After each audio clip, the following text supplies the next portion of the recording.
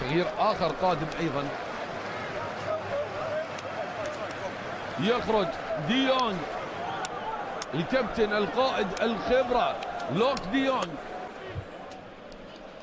بالتالي 4 تغييرات. أزبي تحضير تسديد، يا الله هذه التسديدة، شوف اصطدام الكرة تغير اتجاهها، حارس المرمى غير الشاب مع الفريق في ثاني مواسمه قادما من فريق اكسلر.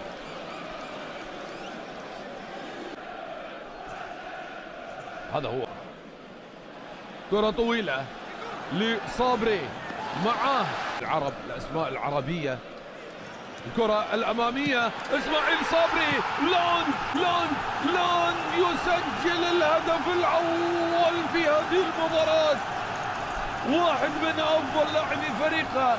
الإضافة في هذه المباراة إسماعيل صابري، المساعدة والتسمة والمدرب بيتر بوز في السعادة. جماهير ايندهوفن القليلة في ديكويب تفرح بهذا الهدف الأول في هذه المباراة. إذن نوا لانج في أول أهداف هذه المواجهة. دقيقة 79 لحظة تمرير الكرة ما فيها تسلل، وهناك أيضا الأولى ما فيها تسلل، هدف صحيح واعتماد من الحكم المساعد. والقادم الجديد نوا لانج يسجل. مشاهدينا الكرام وعشاق الساحرة المستديرة، أينما كنتم مرحبا بكم في فيديو جديد.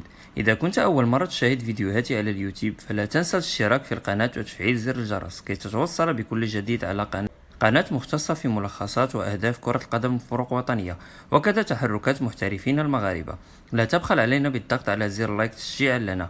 أتمنى أن يكون الفيديو قد نال إعجابكم، ونلتقي في فيديو جديد.